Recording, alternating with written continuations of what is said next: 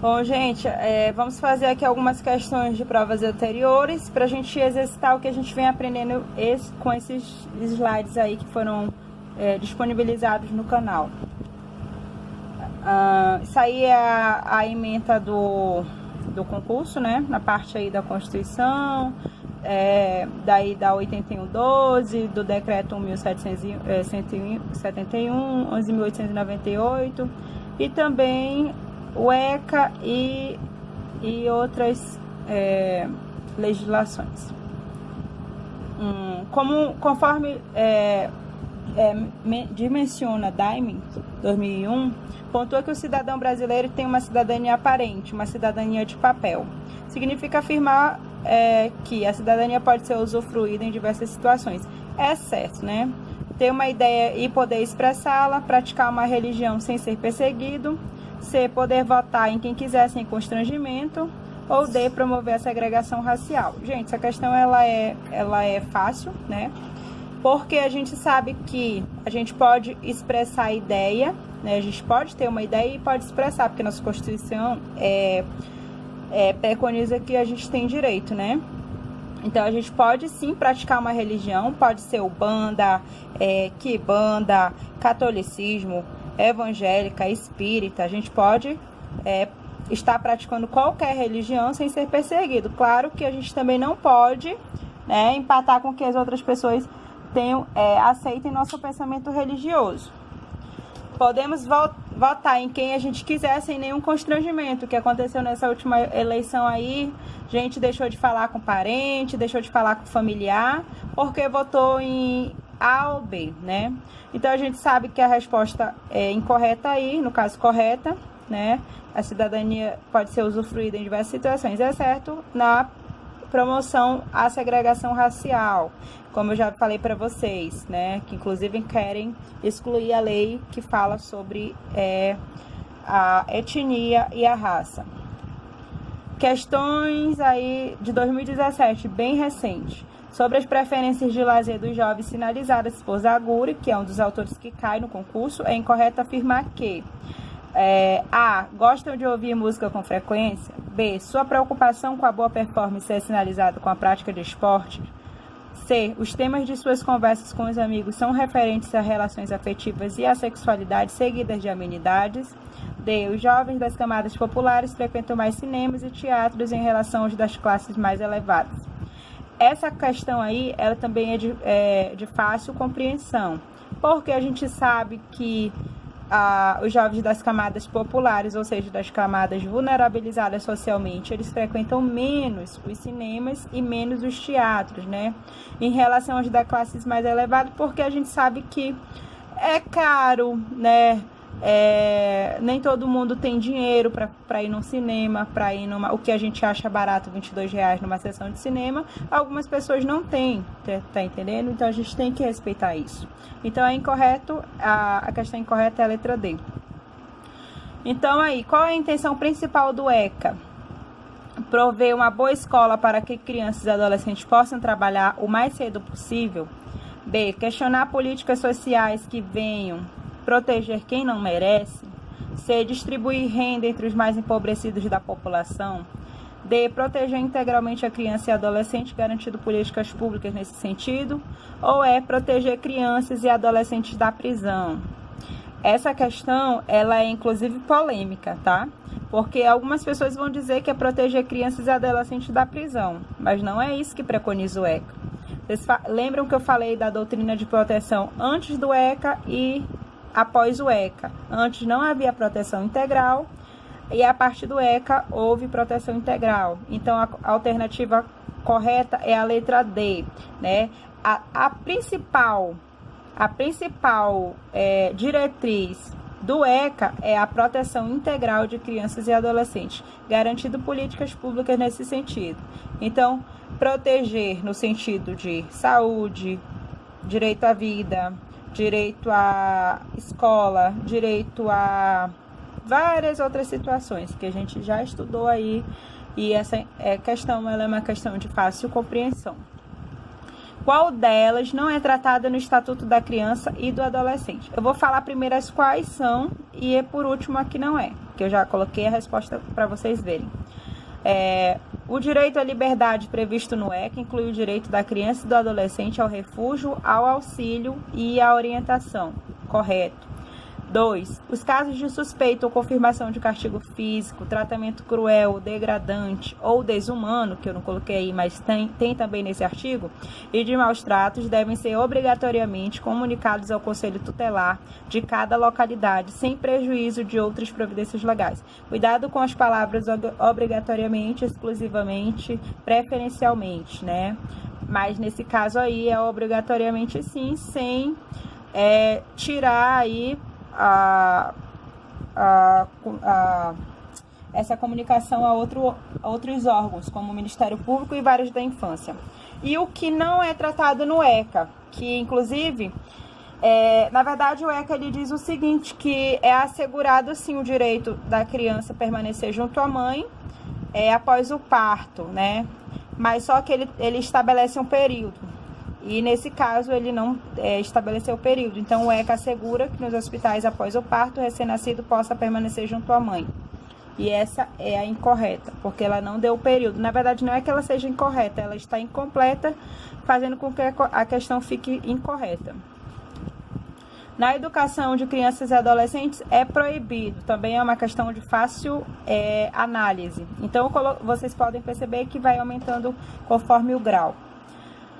Primeiro, castigos físicos que resultem em sofrimento físico ou lesão, tratamento cruel, degradante que faça uso de humilhação, ameaças ou ridicularização, participação na vida política na forma da lei. Qual dessas aí estão corretas? E o que é proibido? Na verdade, eu alterei aí, que era para colocar o que é proibido, e eu coloquei as duas que estão corretas. No caso, a 3 é incorreta. Aliás, a 3 é correta e as duas primeiras são incorretas. No caso, a 1 e a 2. Que não é permitido, conforme o ECA, né? Segundo o ECA, castigos físicos que resultem em sofrimento físico ou lesão, tratamento cruel que faça uso de humilhação, ameaças graves ou ridicularização. Algumas pessoas questionam aí a lei da palmada, né? Mas a questão, gente, que não tem a ver só com uma palmadinha, tem a ver com alguns pais e educadores, eles querem espancar, então querem descontar na criança todas as suas frustrações, e não é bem por aí, né? Hoje a gente tem essa punição para pessoas que fazem uso desses castigos físicos, né? Que muitas crianças elas ficam fazendo tratamento psicológico e algumas nem conseguem, né? Nem conseguem aí ter acesso. Então, é a 1 e a 3, tá? Estão corretas. Segundo o artigo 3º da Lei 93/94, essa lei aí, como vocês sabem, é a LDB, o ensino será ministrado com base nos seguintes princípios, exceto, né? Eu vou falar para vocês os que são, né? Consideração com a diversidade étnico-racial, a gente já bateu nessa tecla aí. Garantia de padrão de qualidade, igualdade de condições para acesso e permanência na escola. A D é a incorreta, né? Que é certo. Vinculação entre educação social, trabalho e as práticas escolares, né? Não, a palavra correta não é vinculação. D. Então, aí, conforme a LDB, que é a 93/94/96, os municípios terão uma legislação educacional de ensino adequadas à LDB. Essa daí ela quer a alternativa correta. Então, os municípios terão, sim. O Distrito Federal também terá uma legislação adequada à LDB. Os estados também. E somente a 4 somente escolas públicas têm os seus procedimentos legais orientados pela LDB. A quarta alternativa está incorreta. Por quê? Porque tanto faz ser escola particular ou escola pública, está vinculada à LDB. Porque a LDB ela é a Lei de Diretrizes e Bases que vai regular aí toda a legislação escolar, tá? Não importa se é vamos citar aqui escolas particulares de Manaus. IDAAN tem que ser regulamentado conforme a LDB? Tem sim, entendeu? Então, vocês não vão esquecer disso na hora da prova. Segundo a LDB, no artigo 12, gente, essa questão ela não tinha dizendo o artigo, mas eu coloquei para ficar mais fácil para vocês compreenderem, tá? Mas na hora da prova vocês têm que saber qual é o artigo. Se vocês estiverem estudando afinco, vocês saberão. Então, aí conforme o artigo 12, não é responsabilidade dos estabelecimentos de ensino. Então, eu vou falar primeiro o que é responsabilidade e por último vou dar a alternativa, como eu já pontuei aí. Então, A é responsabilidade dos estabelecimentos elaborar e executar sua proposta de ensino, administrar seu pessoal e seus recursos materiais e financeiros, velar pelo cumprimento do plano de aula, né, de plano de trabalho de cada docente, articular-se com famílias e a comunidade, criando processos de integração da sociedade com a escola. Mas, se a ministra Damares conseguir lá, vincular lá a lei, essa alternativa B ela vai passar a ser correta, né? Recorrer às famílias dos estudantes para que se responsabilizem pela aprendizagem escolar. Essa alternativa atualmente ela é incorreta, mas possivelmente pode ser que ela venha a ser correta. Aí eu vou jogar toda a responsabilidade de educar, sem ser educação domiciliar, vou colocar tudo em cima de vocês pais. Artigo 13, ele vem dizer o seguinte: da Organização da Educação Nacional, quais as incumbências dos docentes, né? Colaborar com a atividade de articulação da escola com a Secretaria de Ensino Fundamental do MEC, baixar normas complementares para seu sistema de ensino, zelar pela conservação do patrimônio público e conscientizar a comunidade, administrar os recursos materiais e financeiros do seu município, elaborar e executar políticas e planos educacionais, coletar e analisar informações sobre a educação superior, e D, participar da elaboração da proposta pedagógica do estabelecimento de ensino e zelar pela aprendizagem dos alunos. Então, a alternativa correta é a letra D. O resto não é incumbência, né? Ou seja, não é responsabilidade dos docentes.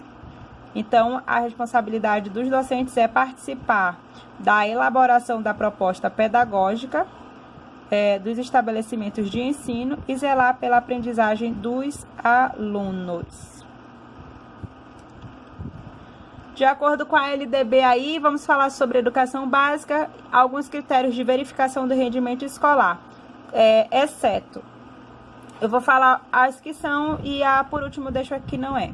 A possibilidade de aceleração de estudos para alunos com atraso escolar, está correto. B, a possibilidade de avanço nos cursos e nas séries mediante verificação de aprendizado, correto. O aproveitamento de estudos concluídos com êxito, correto. A obrigatoriedade de estudos de recuperação de preferências paralelos ao ano letivo para os casos de baixo rendimento escolar a serem disciplinados pelas instituições de ensino e seus regimentos. Também está correto. A incorreta é a avaliação contínua e cumulativa do desempenho do aluno com prevalência dos aspectos quantitativos sobre os qualitativos. Nunca, jamais isso vai existir. Aspectos quantitativos sobre os qualitativos, nunca, jamais. Porque eu venho falando para vocês esse tempo todo que uma das normas gerais aí da LDB é a qualidade de ensino. Então, como é que eu posso dizer que a quantidade sobrepõe a qualidade? Isso não existe. Então, dos resultados ao longo do período sobre os eventuais provas finais. Essa é a alternativa incorreta.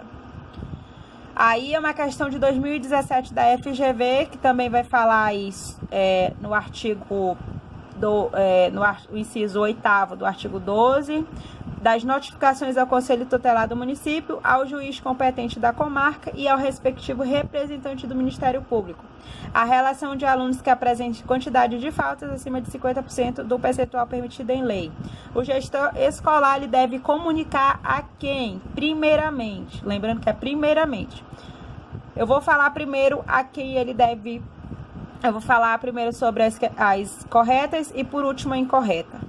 Aguardar que o aluno atinja a metade do número máximo de faltas estabelecidas por lei e notificar as autoridades competentes. Correto. Né? B. Conversar com os professores para que eles sejam menos rígidos e flexibilizar as marcações de faltas no diário de classe. Está incorreta. Consultar outros membros da comunidade escolar que não são os responsáveis legais a fim de obter. Está incorreto, né? A gente já sabe que não tem nada a ver. Elaborar documento que regularmente que regulamente a legislação dentro da escola, tratando as faltas de maneira mais rígida que a lei. Não, a escola não tem poder jurídico. Então, a alternativa correta é a C, convocar a família. Então, a primeira coisa que o gestor tem que fazer quando o curumim começar a faltar é comunicar, chamar a família, né, ou responsável pelo aluno, pelo educando, antes que o aluno atinja esse percentual de faltas, buscando resolver o caso dentro da escola. E caso não se resolva dentro da escola, aí você comunica ao conselho tutelar, sem prejuízo de outros órgãos. Os deveres do Estado com a educação, isso aí não é uma questão, mas eu achei interessante pontuar para que vocês memorizem. A educação básica, ela vai ser dividida em pré-escola, ensino fundamental e ensino médio, educação básica, tá? A infantil vai ser disponibilizada para crianças de até 5 anos, né? Na forma de creche e pré-escola. Eu não coloquei, mas vocês já sabem que educação infantil, ela é creche e pré-escola para crianças até 5 anos de idade. O atendimento educacional especializado gratuito aos educandos com deficiência, transtornos globais do desenvolvimento e altas habilidades ou superdotação, transversal a todos os níveis, etapas e modalidades, preferencialmente na rede regular de ensino. Eu já falei para vocês 1001 vezes. É preferencialmente e não obrigatoriamente. Acesso público e gratuito aos ensinos fundamental e médio para todos, inclusive os que não tiverem concluído na idade correta, como vocês sabem que a gente tem a modalidade do EJA. Acesso aos níveis mais elevados de ensino da pesquisa e da criação artística, segundo a capacidade de cada um. Oferta de ensino regular adequada às condições do educando. Oferta de educação escolar regular para jovens e adultos, com características e modalidades adequadas às suas necessidades e disponibilizadas, garantindo-se que aos que forem trabalhadores as condições de acesso e permanência. Atendimento ao educando em todas as etapas de educação básica por meio de programas suplementares, como eu já havia falado, material didático, transporte, alimentação e assistência à saúde. Padrões mínimos de qualidade de ensino definidos como variedade e quantidade mínimas por alunos, de insumos indispensáveis ao desenvolvimento do processo de ensino-aprendizagem. Vaga na escola pública de educação infantil ou ensino fundamental mais próxima de sua residência a toda criança a partir do dia em que completar 4 anos. Isso aí eu coloquei em vermelho porque isso aí é direito, tá, de vocês. Se vocês não conseguirem vaga para o filho de vocês próximo da residência de vocês, vocês podem impetrar aí com recurso. A segunda LDB aí, 9394/96, é correto afirmar. Aliás, vamos ver as alternativas. A primeira é correta, é verdadeira. A educação nacional ela deve garantir igualdade de condições para o acesso e permanência, sim, correto. A educação básica é obrigatória dos 4 aos 17 anos de idade, correto. Quando uma autoridade competente não garantir o oferecimento do ensino e for negligente, ele pode responder por crime de responsabilidade, correto. Então, a última ela é falsa, porque o ensino religioso ele é de matrícula facultativa e não obrigatória.